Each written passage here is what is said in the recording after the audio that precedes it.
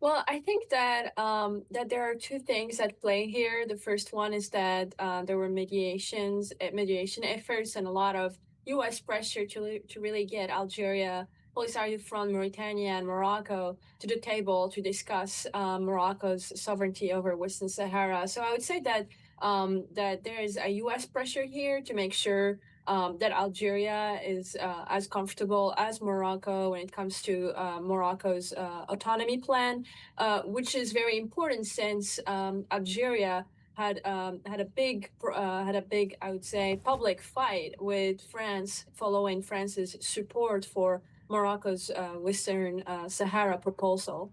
Um, and so there's also something that happened recently that I thought can be useful is that the this meeting happened really shortly after Algeria hosted Niger's leader for talks that ended basically in a semi restored full relations and a revival of the Trans-Saharan gas pipeline project, which means that Algeria is now very much involved in having a relationship with Niger to counter Mali, since Mali, given its position in Algeria's southern borders, has not been really collaborative with Algeria when it comes to counterterrorism. So maybe these are two, I would say, factors that show how Algeria wants to bring France back into very important discussions when it comes to pipeline projects, but also counterterrorism. Well, right, and on the issue of counterterrorism, could the fact that Algeria and France are restoring relations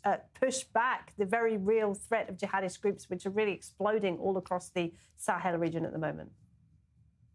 Yeah, I mean the French have always had interest in doing so and being very much involved. It's really Russia through its Wagner group, how they've been able to promote coup d'états in Mali, Niger, Burkina Faso.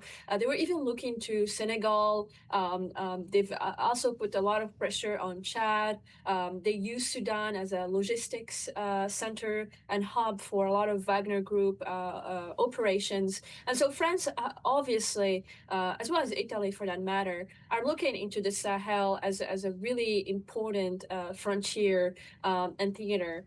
Obviously, Algeria, because of a lot of the problems it has with its neighbors, mainly Morocco, has been very difficult to have a constructive role. But I think now with negotiations happening from the U.S. side and having Algeria and France back to a certain degree of cooperation, I think that can be good for the whole region.